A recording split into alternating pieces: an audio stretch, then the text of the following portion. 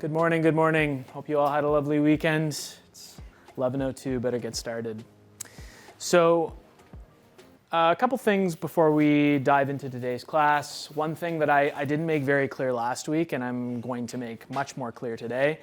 Your first quiz is due at 5 o'clock today. I noticed that most of you have already done it, and if you have, thank you. If you have not done it yet, definitely something you want to tackle by 5 o'clock today. It covers chapter 1 and chapter 2. It is open book, and you've got, I think I gave you 12 hours or something to do it. It's, I think, 20 or 25 questions just to test your understanding, gives you a little taste of what you might see on your midterm, which is coming up in a few weeks. So you want to make sure you have a chance to get that done in time. Cool. So what do we remember from last week? I can actually say last week and not 2 weeks ago because we didn't have a holiday last week, last Monday. What do we talk about? What do we remember?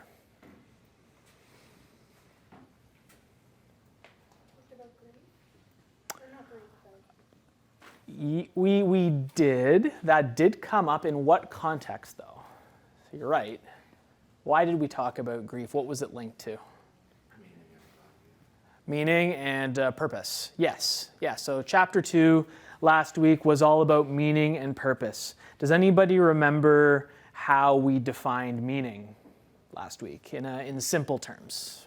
What is it?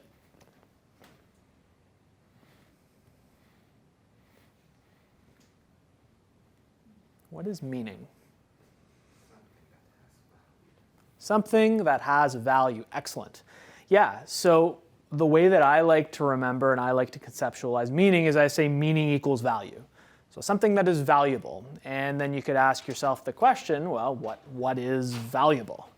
What is value? And the answer to that question is going to look a little bit different for every single person in this room. Some people may place a high amount of value on family. Some people may place a high amount of value on cultivating certain friendships or travel or various other forms of growth.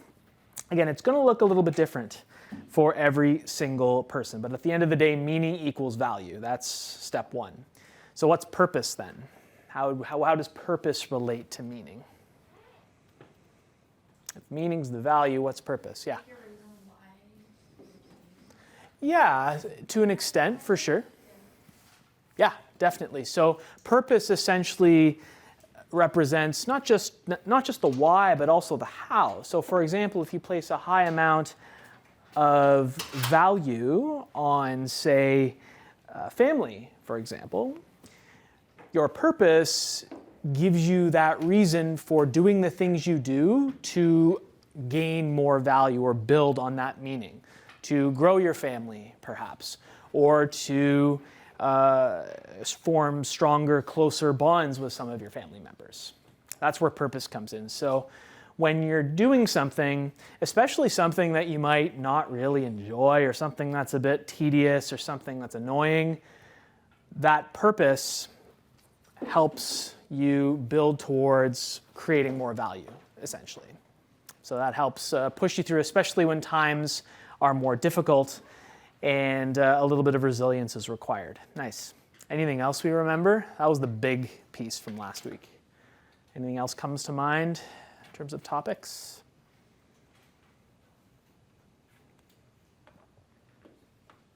Nothing at all? So in addition to talking about meaning and purpose and what are they, we talked about some of the sources of meaning. So we talked about two ideas or two theories as to where meaning comes from. Does anybody remember what they are? Where does meaning come from? How do we generate value? I just gave away the answer, actually. Yeah. From like what you find most valuable. Right, but how does it come to be? How does it get there? So I'll say the answer I just subtly gave away. I'll give the answer that I subtly just gave away. So meaning can be created. So you as an individual can create meaning in your life. You can create something that you see as valuable. And does anybody remember the individual that famously spoke about that or highlighted it? Starts with an N. It's a funny name. Nietzsche. So Nietzsche was the one who said that meaning is created. And that aligns very strongly with an individualistic perspective, very, very closely tied to some of the concepts we discuss in this course and how we define wellness. Does anybody remember the other possibility? So meaning can be created. How also could we come about meaning?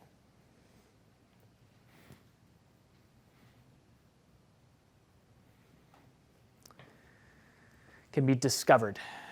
So meaning can also be discovered. And the individual that emphasized that meaning can be discovered was Viktor Frankl, who was one of the, wrote the book Man's Search for Meaning, spent a lot of time in concentration camps during World War II, and really emphasized that meaning sometimes finds you, especially through hardship and tough times. You find meaning in the lowest of the low. And his experience in spending time in Auschwitz and other camps exemplified that. We also talked about sources of meaning, where you might either create it or find it, and some of the things that might be getting in the way of either creating meaning or discovering meaning. So those were the main issues, main concepts we discussed from last week. And all in all, summarizing with meaning and purpose very much are the foundation for pursuing wellness. Because if we remember what our definition of wellness is, it's a process, a fairly complex process, that consists of choices geared towards optimal being. That's what it is. If you don't have meaning or you don't have anything of value, it's virtually impossible to pursue wellness, because why would you pursue wellness if nothing in life has value? So that's where we left off. And today we're going to dive into another foundational concept, very closely linked to how wellness is defined in this course. We're going to talk about freedom, self-responsibility, and then we'll finish off by talking about goals and goal setting. And I often see some people, when they see goal setting and goals, roll their eyes a little bit. I'm hoping by the end of today I can frame it in a way that is less dreary and less annoying, and something you can actually use and value as you go forward in life and in this course. So we're going to start off with a scenario similar to what we did last week, and I want you to try to either picture yourself as this individual, or maybe there's somebody else you might know of that you can tie to this scenario. Either way, let's have a read.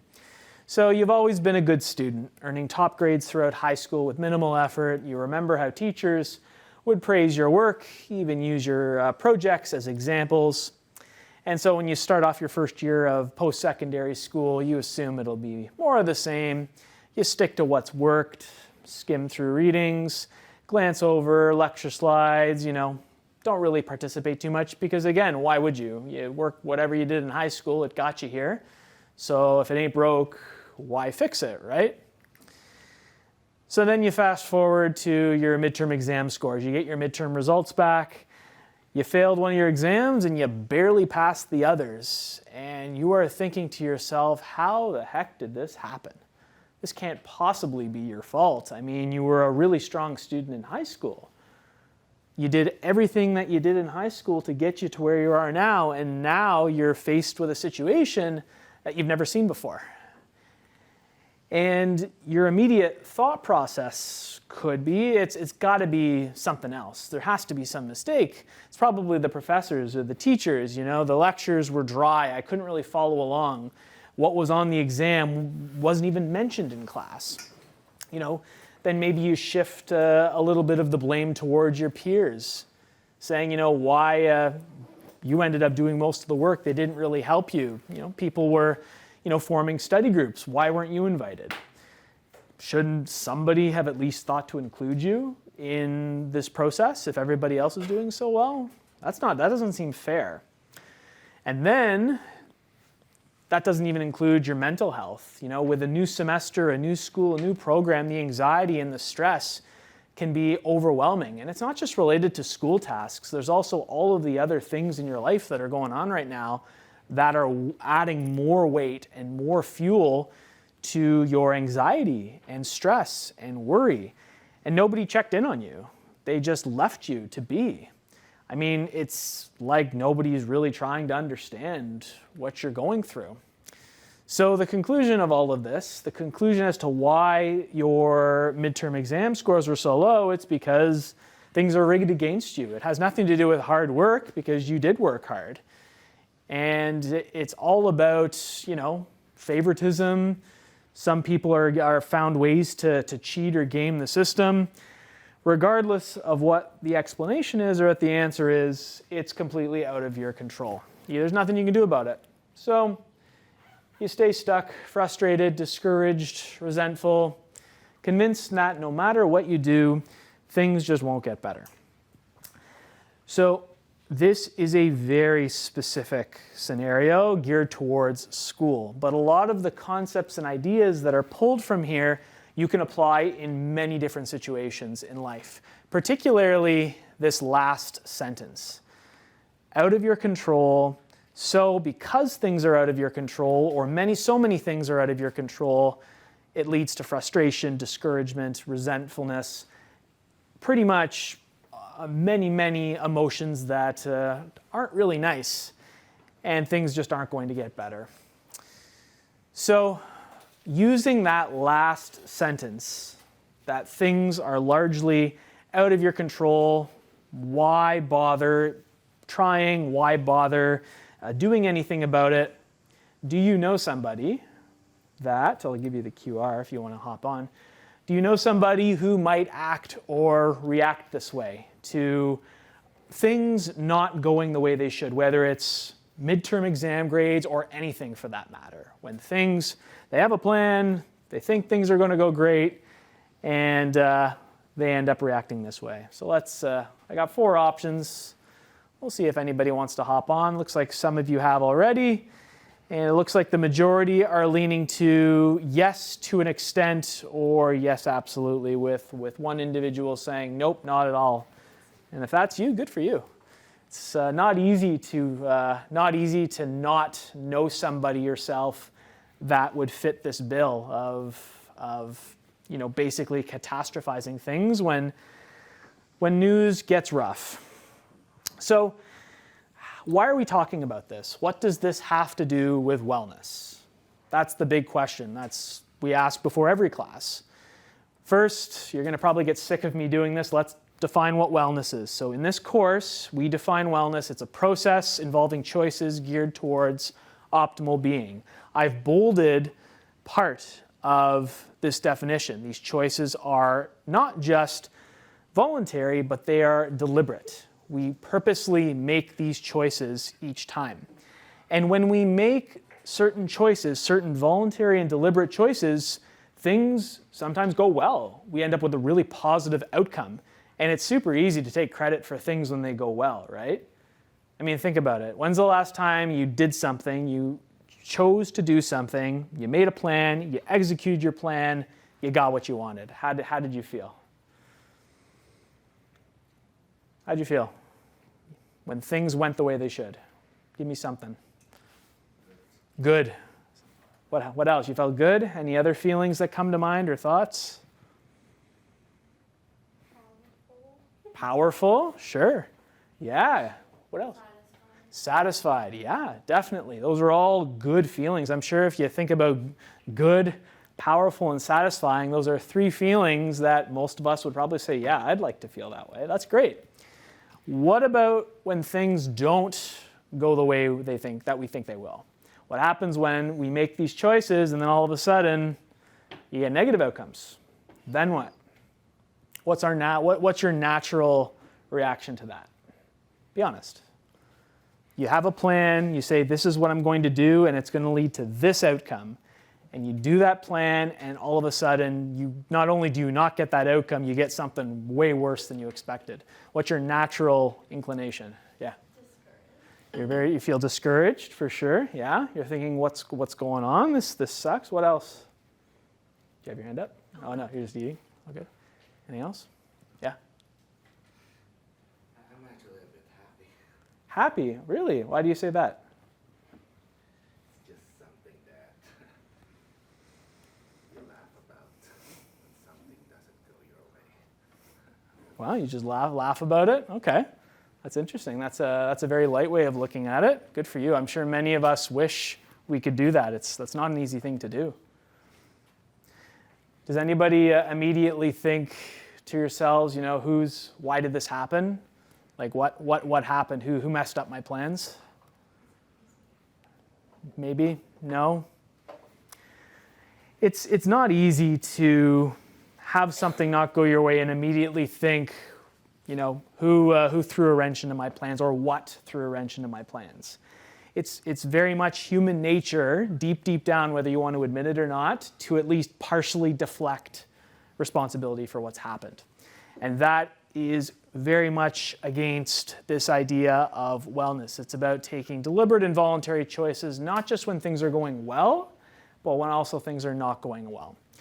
So that's what we're going to be diving into today. We're going to start off with an overview. We're going to kind of set the table or set the stage for what we're going to be getting to later, talking about some rights and some freedoms so that we're all on the same page.